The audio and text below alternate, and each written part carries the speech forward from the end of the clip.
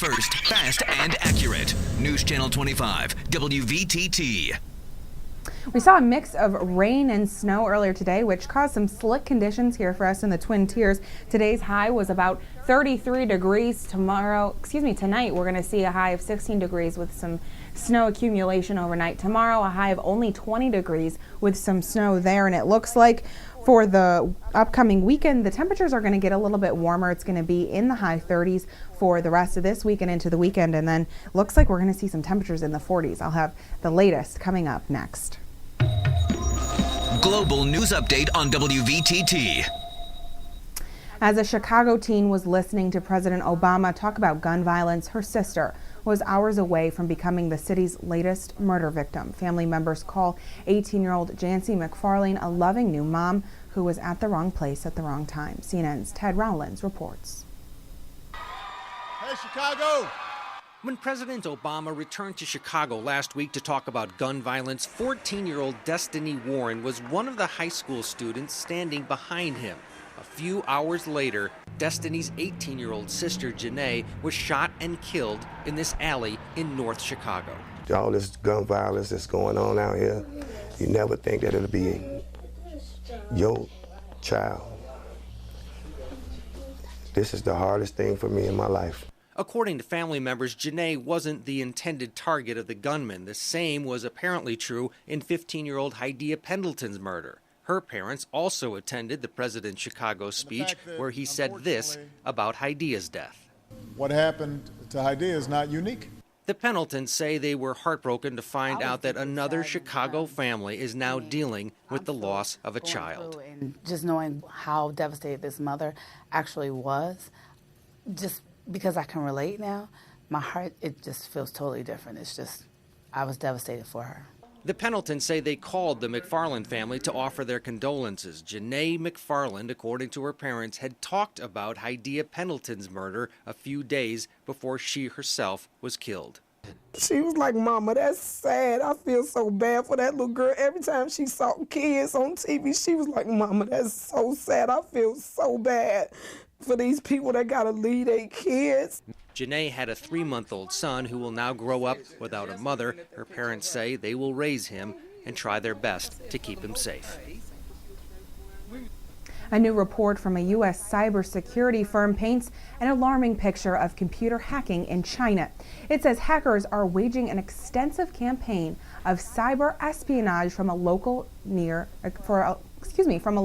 near Shanghai. With the support of the Chinese government, CNN's David McKenzie has more from Beijing. The dramatic allegations are coming from a US-based security firm. They say that not tens but hundreds of Chinese hackers have been persistently attacking particularly US companies to steal their secrets. They say they are based mainly in these nondescript buildings near Shanghai in China. And not only are they trying to steal companies' secrets and infiltrate global corporations, but that they are doing it in the cooperation of the People's Liberation Army, or PLA. Mandiant, the Virginia-based company, says that the Chinese government is aware and could be directing these attacks, and that over years, terabytes of data have been stolen from some very key industries, including aerospace and high-tech and IT. The Chinese government has strongly come out against the allegations, saying that they are, quote, irresponsible and baseless. They took the unusual step to point the finger in the other direction, saying that the Chinese are also victims of hacking. Mandiant said it took the unusual step of releasing their research so that other security companies can protect their clients globally, and that they could stop the specific hackers by outing them in the public. Global terror experts say that not only corporate crime could be caused by hacking like this, but that the next terror suspects could be using cybercrime to infiltrate targets. Mackenzie, CNN, Beijing. A newborn was wrongly declared dead at a Toronto hospital. The error has prompted a review by officials at Humber River Regional Hospital. John Lancaster has our story tonight. Their slogan, rising to the challenge. But some patients here just aren't so sure anymore. Staff at the Humber River Regional Hospital pronounced a newborn girl dead when in fact the baby wasn't dead at all. The baby would have gone to the corner, been buried, and buried alive basically. A 20-year-old woman said she didn't feel well, so her and her mother started heading towards a hospital. They were just about 5 minutes away when suddenly she went into labor. At the time, the city was under an extreme cold weather alert. It was minus 17 out here. The baby born outside appeared to have no vital signs. She was taken to hospital and pronounced dead. Her body was covered by a sheet. Police guarded the infant, waiting for a coroner, when suddenly... About an hour and a half, an hour and 40 minutes into it, one of the officers noticed the sheet moving. It went over to investigate further, checked for a pulse, and in fact found one. The baby was alive. One doctor we spoke to said this. It's one of those so-called miracle baby scenarios that if hypothermia, low core body temperature is involved, then nobody can be declared dead until they're warm and dead, as opposed to being cold and dead. A review has been ordered. The review is looking at all aspects of care provided in this case, including the extensive resuscitation efforts by hospital physicians and staff beginning in the ambulance itself when it arrived at the hospital. Online, some patients have complained about care at the hospital.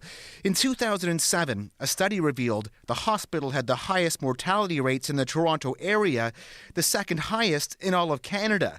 The rate has decreased every year since. I've had good experience. My dad's been in here, so... As for the officers who discovered the baby was still alive... It's a very extraordinary situation that most likely will never occur again, that these officers have experienced. An extraordinary day for that little baby girl, lucky to be alive. A big day on Wall Street. Let's take a look at the WVTT Wall Street wrap-up. It's brought to you by News Radio 96.7 WVTT. The Dow was up about 50 points to close at 1432. The Nasdaq up 20 points to close at 3212, and the S&P up 10 points to close at 1530. Much more to come. This is Twin Tiers Evening News.